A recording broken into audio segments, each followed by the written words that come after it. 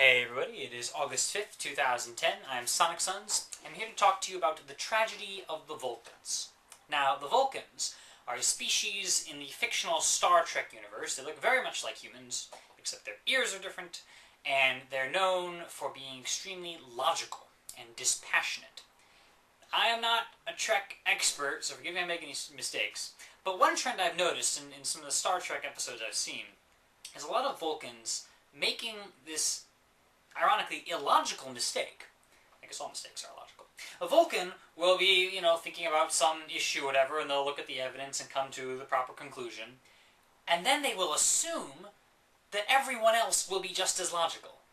And they shall talk to people using this purely logical method, completely disregarding any other feelings a person may have on the subject, completely disregarding any irrational methods of analysis and thinking that other people may be using. And so the Vulcan runs into a great deal of trouble this way, and fails to convince others to do whatever the logical thing is. Before we get into too much logic, I will note I don't go with logic versus emotion per se. This whole thing is about logic versus irrationality. Irrationality can certainly have emotion in it, but that doesn't mean that doing the smart thing requires you to be a robot, or a Vulcan, as the case may be. In any case. Tragedy of the Vulcans is what I've just described there. To put it another way, in any field of life, to know the truth, it is sufficient to analyze the evidence. That's all you need. You look at the evidence. And new evidence comes in, maybe, and that may change your conclusion. But the best way to know the truth is to look at the evidence and figure it out logically.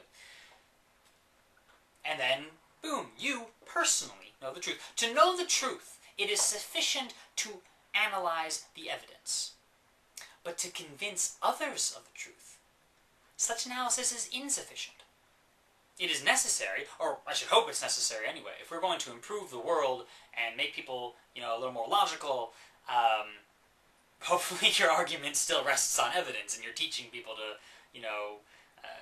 put trust in the idea of evidence anyway, as opposed to, people just believing whatever the frick they want regardless of reality. But to convince others of the truth, evidence is necessary, but not sufficient. One requires evidence and the analysis thereof, and also a knowledge of the other's psychology. You have to understand how they think. And if you don't understand how they think, with regards to this issue or in general or whatever, you will have a devil of a time trying to persuade them of anything. There are people now who believe that childhood vaccines cause autism. And they don't. One could understand your concern, some number of years ago, whenever this started, at the beginning when no one had specifically checked, do vaccines cause autism? Is there a possibility there? And certainly, one should have scientists go out there and check, and all the professionals should do all the proper studies, and do more than that even, to be double sure. Obviously, autism, it's a terrible thing. But we did all that. We've done all that many times. Verified independently. Childhood vaccines do not cause autism. They do not cause autism. They do not cause autism. I can repeat this several times, and you can just look it up, guys. There's so much evidence. But there's so many people who think otherwise. And I think many of the scientists involved in this debate suffer from the tragedy of the Vulcans. They figure if I just do the research and show it to people, they will be convinced. And they won't be convinced. Because they haven't been convinced yet. Right? And it's not because we haven't shown them enough evidence yet. There's plenty of evidence for this point. Plenty of evidence.